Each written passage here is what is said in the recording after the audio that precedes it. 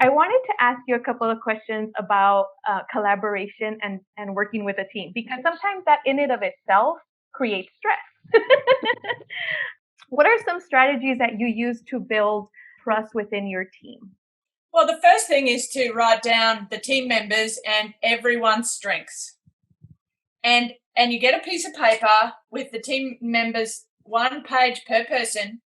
And even if this is just you, right? Even if you're on the team by yourself, and you write all the strengths, and then you give them your piece of paper. So you write your strengths and then you pass it around and let them add to it, because often we don't see our own strengths. Or we know we've got one, but there might be a list of 10 that everyone else sees. So first you do your strengths, you let everyone else comment, and if you're on your own, then you could ask your mum or your dad or a friend or somebody else to comment. And you say, hey, what's my strengths? Can you add them to this page? Now, what most people don't want to do next is that don't want to look at their weaknesses, but this is really important. So on another piece of paper, on the back of the paper, you put your weaknesses. And this is the best way for you to identify loyalty and trust and to create it. Because if you know them and your team knows them, then why would they put you in a situation of weakness? And then they can also help you build your weaknesses to become strengths. So this is important. Most people want to not think about the weaknesses or hide them, but you're only as strong as your weakest link. So if you can strengthen your weaknesses, you lift everything up. And when you are honest and open to the whole team, and that you say, look, I'm not really good at this, I don't really like it, then they'll be more respectful. Or when you don't do it, they know why. But if you haven't told them, they're going to go, why isn't Judy doing that? Or why isn't Tara doing that? Well, because you haven't had that open communication. So it's very, very important. And then when you get your strengths, print them out and put them on a poster, because again, this positive, you get to see that. And at the top, put I am good at, and all these things, so that you're constantly connecting into your source of your greatness. I love that. So what you're talking about is really getting the importance of getting to know yourself, right? So like what works for you, what doesn't work for you. And that's great, because you don't want someone in your team that's got exactly the same strengths as yours. So it also helps you identify who else you want on the team and people to fill in the weaknesses. So when you know the weaknesses, you've got a choice. Do I learn and upskill myself so that I can fill that spot, or do I find someone else that's good at it and bring them into the team? So that then become your choices, rather than hoping it gets better. I wanted to ask you, what are some strategies that helped you stay focused? Did you rely heavily on your team members to stay focused and to remind you of your goal, or was that something that you just did on your own?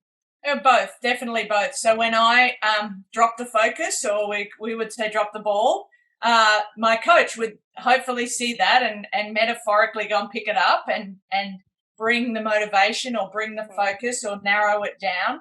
And there were times where he let us be a bit unfocused, because it is difficult over 4 years and then 5 Olympics, which is 20 years, to stay focused all the time. So if practice wasn't going so good, sometimes he would say, practice is over.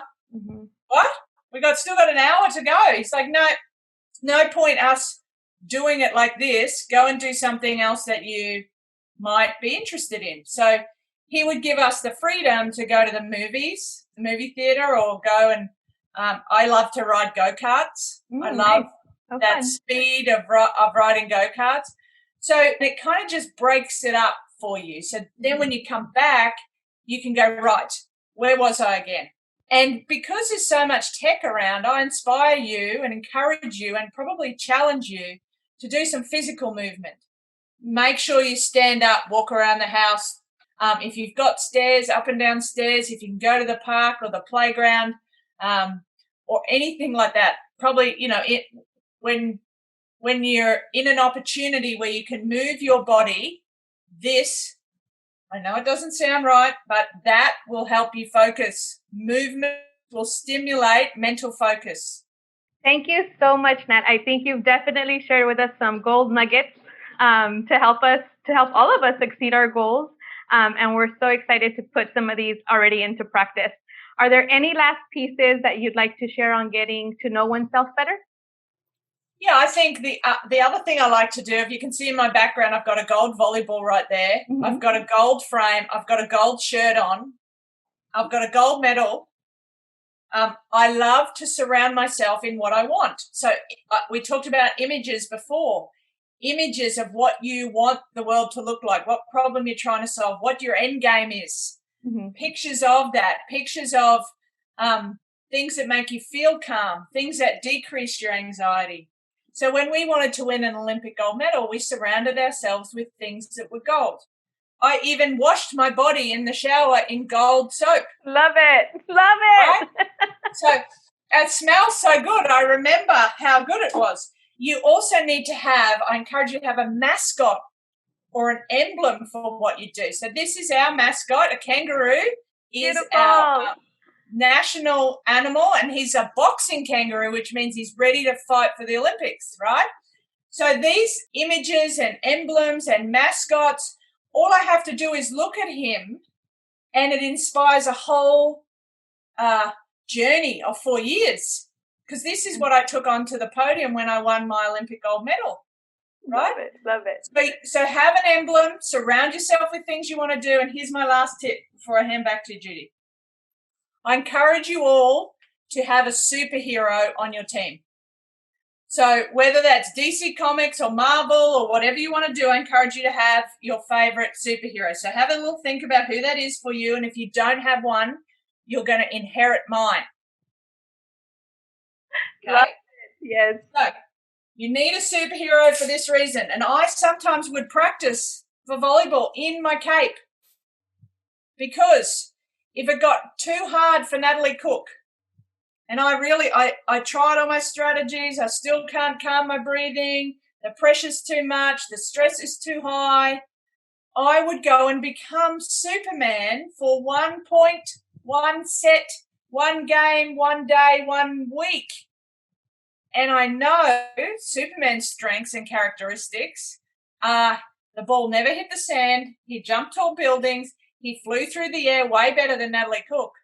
So I just immerse myself as Superman. I become Superman. I played a lot different.